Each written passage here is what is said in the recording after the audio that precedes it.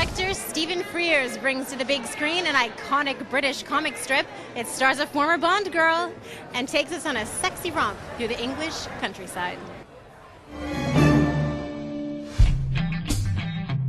Hello. Who's that? That's Tamara Drew. She's very flawed, and even though she's kind of the heroine of the piece, she's not really someone to aspire to be. But then I kind of got over my stupidness and got on with it, and I'm so pleased I did, because it was one of my favourite films that I've ever made, and I made some wonderful friends, and I'm very proud of it. It's very unique.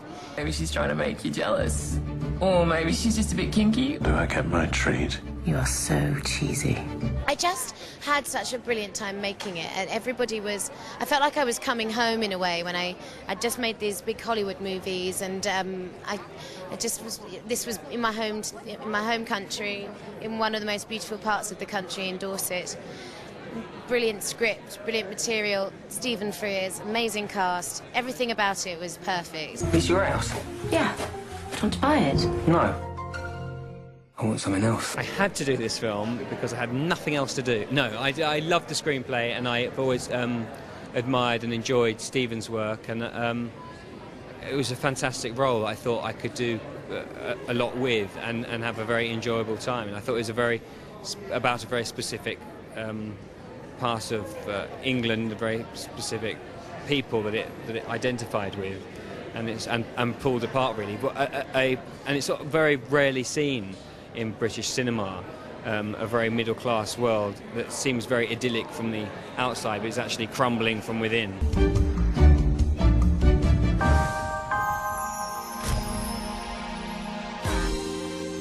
Why a comedy? You just sort of felt in the mood, or the project came your way? Listen, all I did was read the script and started to laugh.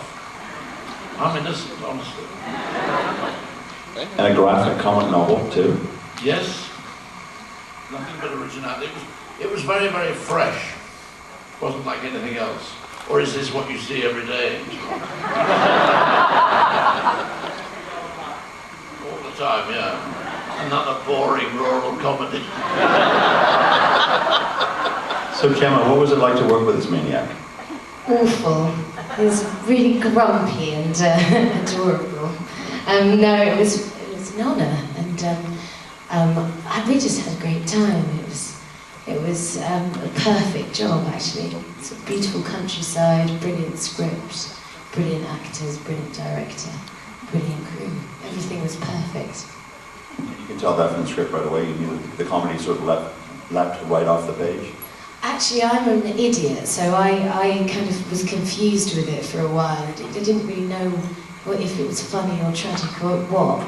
And then I kind of realised that I was being silly, and that it was very funny indeed. Both, dear. Yes, it is, isn't it? It's not one thing in particular. No, but and then they assembled this wonderful cast, and it just became so brilliantly rich. And your experiences were the same or quite different? I just wanted to be a rock star.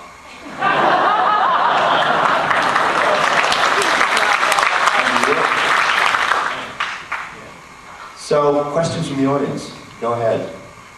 You got an incredible group of people here on stage. Who wants to start? What happened to the dog is the question.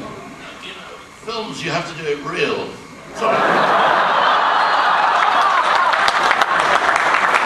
I hope you don't imagine that we faked it. Okay. Listen, it won a prize. Bloody dog. We went to Cannes and the dog won a prize. The film didn't. And it was the canine? Canine. It won the palm dog. The palm dog. Anybody else? Anyone? I can't believe... Oh, there you go.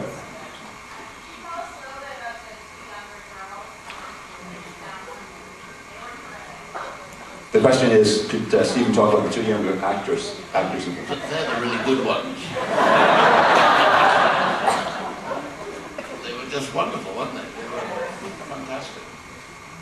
listen, some days you're lucky and you know, some days things God spy or something. I don't know where they came from. They were absolutely wonderful. Just found them in the street. Anyone else? Now go ahead. Are there places like that where they actually have writers' retreats? Yeah, but I bet there are in Canada, aren't there? Yeah, there are. Yes, there is. All over the place. Can't move for the bloody people. Have you been on one? No, I'm not a writer. I've been in the place. What about directors' retreats? Oh, it's called Hollywood.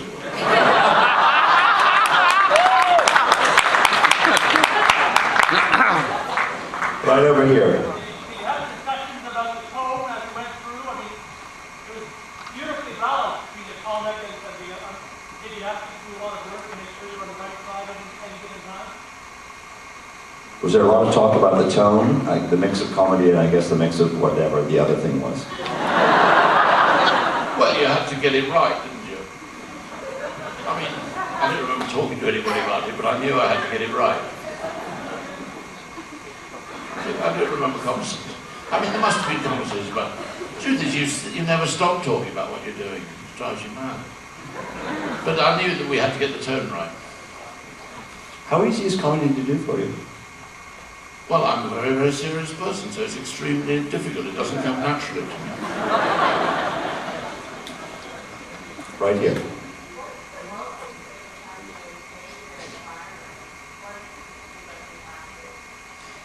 For the actors, what's it like for the locals to invade their community? In London, people get pissed off that you know, are filming on their street, and but in Dorset, they were all really excited, and they all came out and camped out and made us tea and invited us into their houses, and they were very sweet, weren't they? So they're genuine. Yes. There's so many scenes that are incredibly delightful, but what I was really intrigued by was the sort of run introduction scene. I mean, this started as a novel.